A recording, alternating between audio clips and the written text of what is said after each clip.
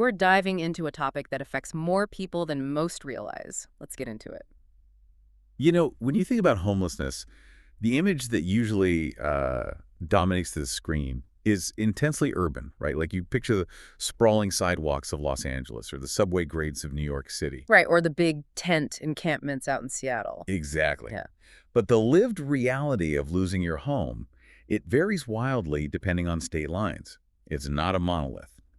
So today, we are bringing you a real-time scorecard for a place where the crisis is often completely invisible. We are evaluating the state of Mississippi. Yeah, and the way we do this is by building our evaluation dynamically. We'll be moving through 6 distinct facets of the housing and survival system. So as we unpack each one, the score will evolve in real time based on the evidence. Right. You won't actually know the final grade until the very end of this exploration. Exactly. But to even set the stage for you, we really have to look at the sheer scale of what is happening in Mississippi right now. Recently, unsheltered homelessness in the state spiked by 20%. Wow, 20%. Yeah, it's a massive jump. Now, official federal data, specifically the HUD point-in-time count, they recorded 519 Mississippians living in their cars, out in the woods, or in abandoned buildings. Okay, let's unpack that for a second because for those who aren't familiar, HUD is the Department of Housing and Urban Development. Yeah. And their point-in-time count is, well, it's literally a one-night snapshot. Right. It's highly specific. Yeah, usually in late January, volunteers just walk around with clipboards counting whoever they can visually see sleeping outside. But if you talk to any advocate on the ground in Mississippi, they will stress that counting 500 people is a massive, almost comical undercount. Oh, absolutely. And what's fascinating here is why it's such an undercount. Rural homelessness, it functions entirely differently than big city homelessness. I mean, it is hidden by design. Because there's no downtown to congregate in. Exactly. Down in the Mississippi Delta, you don't have people congregating on a busy corner under streetlights. People are highly transient. They are bouncing across county lines, or they're hiding out in abandoned agricultural sheds. Or retreating deep into the dense pine woods, right? Yes, they're actively avoiding detection because, as we'll get into later, visibility often equals trouble. So with that vast hidden landscape in mind for you, let's look at the root of the issue. The very first category we have to evaluate on our scorecard is housing affordability. Right. Because if you want to understand how someone ends up living in a pine forest, you have to look at the baseline economics. And across Mississippi, economic pressures are pushing highly vulnerable people right to the absolute brink. It's just a lethal combination, isn't it? It really is. It's stagnant wages intersecting with this rapid spike in fundamental survival costs. We're talking food, electricity, medicine. But the most alarming demographic getting crushed by this equation is seniors. Right, the elderly population. Yeah, we are seeing a massive wave of elderly individuals living on fixed Social Security checks who are suddenly realizing that their monthly deposit simply does not cover their rent and their medical bills anymore. I always try to visualize this for the listener because it's not just, tough times. It's a mathematical impossibility. It's just a broken equation. Exactly. Imagine you are on a treadmill that you can't control. Your income is locked at a walking pace, but the treadmill inflation, rent jumping 20%, groceries jumping 30%, it speeds up to an absolute sprint. You're going to fall off. You inevitably get thrown off the back. So You can't budget your way out of a deficit when your income is legally fixed and your baseline survival costs exceed it. You just end up on the street. Precisely. The margin for error for the elderly and honestly the working poor as well, it has been completely erased. So because people are being priced out of their homes with zero financial buffer to fall back on, this lowers the overall picture of our scorecard right out of the gate. The economic foundation is definitely cracking. Which brings us to the next logical step in this timeline, our second category, shelter access. Right. So if the math fails you and you lose your affordable apartment, your immediate survival instinct is to find a safety net. You look for an emergency shelter. Yeah. But trying to do that in Mississippi is staggering. It's more than staggering. I mean, in huge portions of the state, it is geographically impossible. There is a shocking gap in the basic safety net. Break that down for us. Well, if you look at the entire Mississippi Gulf Coast, which is a major population and economic center for the state, there is zero true permanent overnight shelter for most adults. Wait, zero? None. If you are a single adult who loses your apartment in Biloxi or Gulfport, the closest permanent overnight shelter options are actually across state lines. You're kidding? No, you have to go to New Orleans, Louisiana, or Mobile, Alabama. That is wild. I mean, let that sink in for a second. Yep. An entire coastal region of an American state with no permanent overnight beds for adults? Yeah, and you do have incredible facilities doing the heavy lifting, like the Back Bay Mission in Biloxi, but they are restricted to operating only during the day. Right, they provide vital services. Like you can take a shower, wash your clothes, get a hot meal, connect with healthcare. But when the sun goes down, their doors legally have to close. And the reality of that is just devastating. You have families, literally parents, who spend their days getting help at the mission and then spend their nights parked in a dark car or hiding in the woods. Physically forcing themselves to stay awake all night just to guard their sleeping children. It's heartbreaking. But surely it's better in the bigger cities. You would think so, right? But if we connect this to the bigger picture, even when you move away from the coast and go to the capital city of Jackson, you don't necessarily find refuge. You hit systemic walls. Like administrative barriers. Exactly. The Jackson Resource Center runs a housing program called The Junction. Now, it provides indoor sleeping and sustainability services, but the requirements just to get your foot in the door are incredibly high. What kind of requirements? To get a bed, you have to provide strict proof of a 9-month residency in the city of Jackson. You must have a valid government ID. You have to pass a strict urine analysis for drugs and alcohol, and registered sex offenders are universally banned. Okay, I have to push back on the logic of some of this. Because I completely understand that a facility needs to maintain a safe, sober environment. Sure. But let's look at that 9-month residency rule. Mhm. I know capital cities often fear becoming a magnet for homelessness, so they put up these local borders.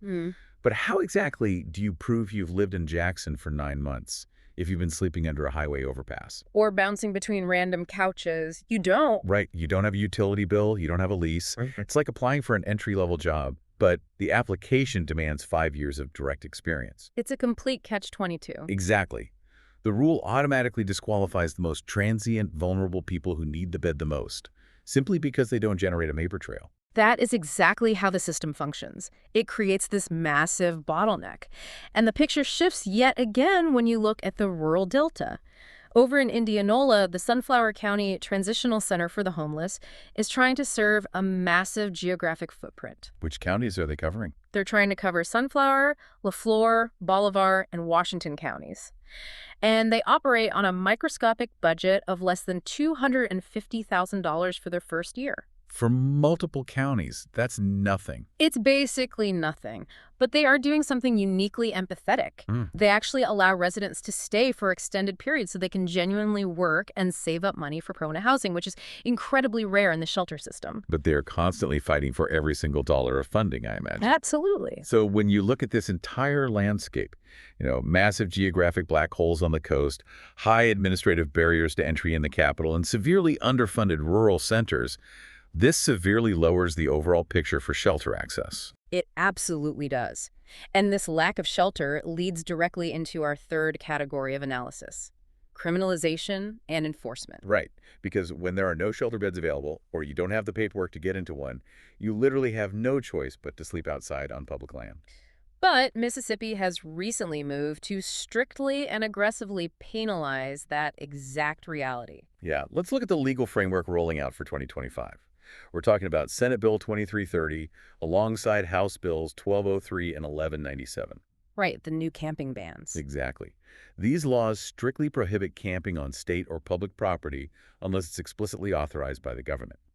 We really need to clarify what camping means here, because it's not pitching a tent for a weekend hiking trip. No, the law defines it incredibly broadly. It includes cooking on a portable stove, bathing outdoors, or using a tent, or even your vehicle as your primary place to sleep. It also heavily restricts panhandling, banning it entirely after sunset, and requiring a permit to solicit donations that can cost someone up to $25 a day. And the penalties attached to these laws are severe.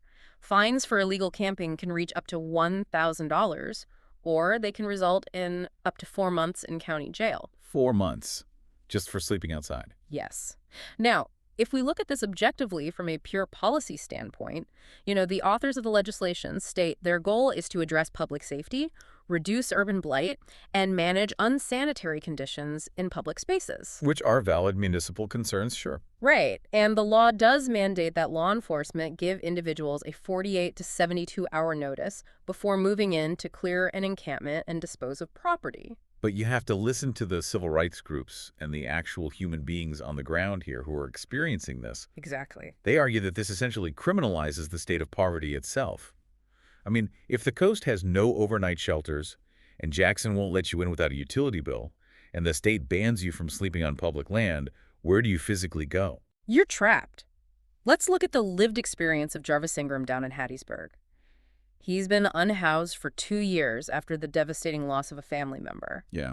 When he was asked about these new camping fines, his response cut right through the policy jargon. He just asked, how are you going to charge a homeless person $50? He's already living in the bushes.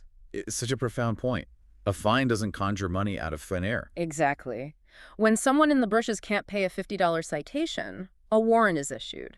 That leads to an arrest, which leads to jail time, which creates a criminal record. And having a criminal record makes it astronomically harder to ever sign a lease or pass a background check for a job. It's a punitive loop. It is. Jarvis Ingram confirmed that these enforcement actions don't make people disappear. They just force them deeper into the woods or into highly dangerous, structurally unsound, abandoned buildings where outreach workers can no longer find them to actually offer help. Based on this approach of penalizing the unhoused without sufficient shelter alternatives, the current draft score is taking a heavy hit. Which brings us to a critical checkpoint. I want you to visualize your screen right now. Imagine a preliminary score overlay appearing front and center. It is clearly labeled draft score, D. But I want to explicitly emphasize to you, this is merely a draft score. Right. We are evaluating this in real time, and we still have 3 crucial categories left to explore, which could significantly alter this final result. So let's keep moving. Because the logical question a listener might have right now is, well, if tents are banned and shelters are full, what about sleeping in your car? Exactly. Which brings us to category 4, vehicle dwelling friendliness. I mean, a car has locks, it keeps the rain off, it offers mobility. Right, and nationally, vehicle residency is the fastest growing segment of the unhoused population. People choose their cars for personal safety, and critically, they choose it to keep their pets. Oh, that's a huge point. Yeah. Because almost 0 emergency shelters will allow you to bring a dog or a cat inside. Exactly. But in Mississippi, under that same Senate Bill 2330 we just talked about, using a motor vehicle or a camper as your primary place to sleep is legally defined as a homeless encampment. Which means your car is treated with the exact same hostility as pitching a tent on the sidewalk. You are subject to the same bans, the same police sweeps, and the same fines. So your vehicle, which is basically your last remaining asset, suddenly becomes a legal liability. What are the legal alternatives then? Like, where can you park without getting a ticket? Well, you can drive to recreational spots like LaFleur's Bluff in Jackson or Roosevelt State Park. But those are state parks. They charge nightly fees. How much? Around $13 a night. Okay, that might sound like a cheap weekend getaway to some people, but do the math for someone with 0 income. $13 a night is nearly $400 a month just to park your car legally. It's completely unsustainable for someone trying to survive day to day. And in our analysis, did we find any state-backed safe parking programs? Absolutely zero mention of them.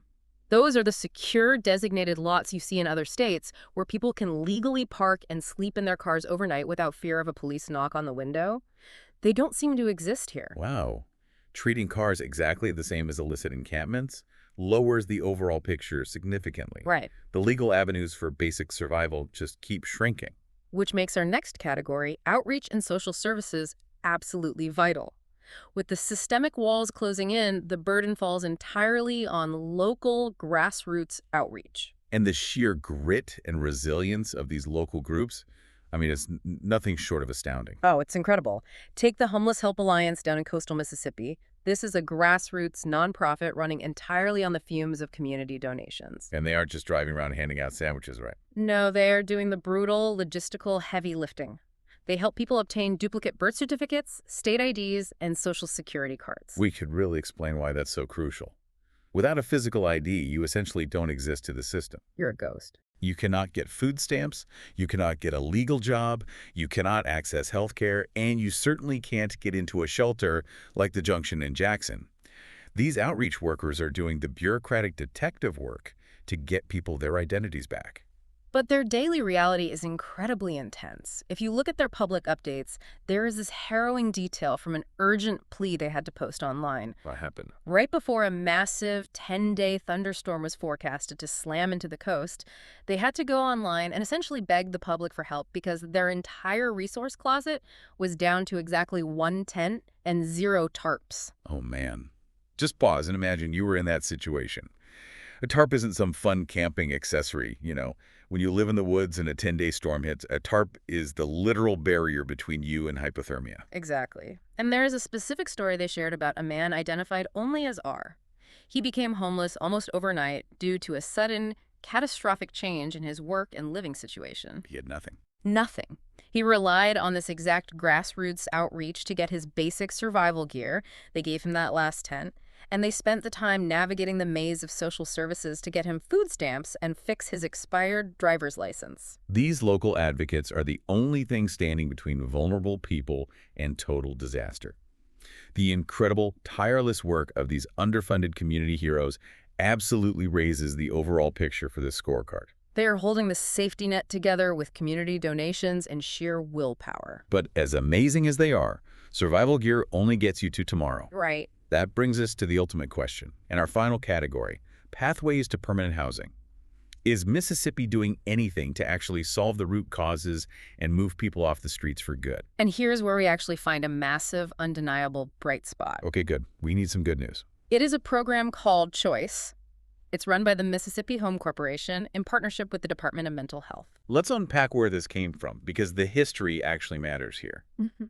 The program was created in response to the National Olmstead lawsuit. Yes, very important context. For those who don't know, Olmstead was a landmark Supreme Court case that essentially ruled that you cannot just warehouse disabled individuals in state institutions.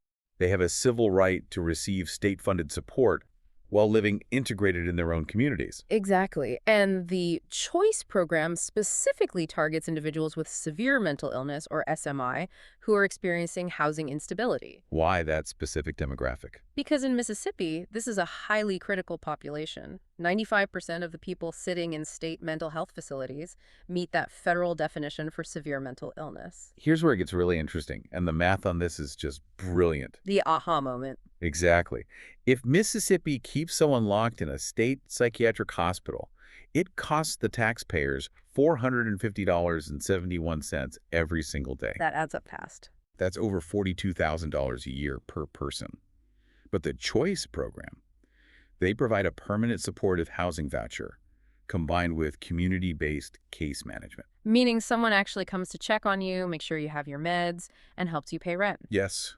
And doing that costs the state just $21.80 per day. That is under $8,000 annually. It is an astronomical cost savings that treats the human being with actual dignity. You aren't just a patient in a ward. You have your own key. And the clinical outcomes prove that this model works beautifully. The average length of a hospital stay for someone with severe mental illness dropped from 93 days all the way down to 37 days for Choice participants. That's incredible. And even more impressively, 37% of the people who exit the program eventually transition to sustainable, affordable housing without needing a state subsidy anymore. We have to look at the real human success stories here, too. There's AS, who entered the program battling severe mental illness while completely unhoused. Through the stability of the Choice program, she got her medications leveled out, she secured a full-time job, and she eventually moved into a house she could afford entirely on her own. Or look at CF. This was a man who was literally living in a makeshift shed behind an acquaintance's house. No running water, no electricity. Just brutal conditions. The program stepped in, kept him connected with a dedicated mental health provider, and helped him secure a Section 8 voucher. Which is a federal subsidy where the tenant pays 30% of their income and the government covers the rest. Exactly. And he used that voucher to get a real, safe apartment. This highly effective, financially brilliant system for a highly vulnerable population shifts the score upward significantly. It is absolute proof that using housing as a healthcare intervention works, both morally and economically. So we have navigated through all 6 categories. Let's summarize the journey of this analysis. The major weaknesses we found in Mississippi are the severe criminalization of basic survival behaviors, a staggering lack of overnight shelter, Specifically, the fact that there are zero coastal overnight beds and an aggressive, punitive stance against vehicle dwelling. But the major strengths, however, are the heroic grassroots outreach efforts keeping people alive, and the financially sound, life-changing choice program for those suffering from severe mental illness. It is time to assign the category grades that build our final result. Right. For housing affordability, driven by seniors being priced out on fixed incomes, the grade is a D. For shelter access, hindered by massive geographic gaps and Catch-22 administrative requirements, grade is an F. Rough. For criminalization and enforcement, penalizing poverty with heavy fines and jail time, the grade is an F. For vehicle dwelling friendliness, treating cars like encampments and offering no safe parking, it's a D-. But for outreach and social services, driven entirely by tireless community effort, the grade is a B+. And for pathways to permanent housing, specifically due to the incredible proven success of the Choice program, the grade is an A-. Bringing all of those systemic realities and lived experiences together, the final perfectly homeless state score for Mississippi is a D+. The state earns this D+ score because, while it has pioneered a brilliant, highly effective, supportive housing pathway for severe mental illness, the broader system largely fails the general population. It relies heavily on criminalizing visible poverty while offering almost no geographical shelter safety nets for the average family, the displaced worker, or the senior citizen who just falls on hard times. That's the perfectly homeless state score for Mississippi. Let me know in the comments, and if there's a state you'd like to see next, tell me below. This is a 50-state journey through how America actually treats people without housing, and every state tells a different story. If you'd like to support the project, visit the Perfectly Homeless Etsy store and pick up a PH hoodie. Every purchase helps fund future episodes and keeps these stories in front of the public. Wear the logo. Start a conversation. Because homelessness isn't someone else's problem anymore. It's happening in every state, every city, and more neighborhoods than most people realize. Until next time, stay safe, stay informed, and we'll see you in the next state.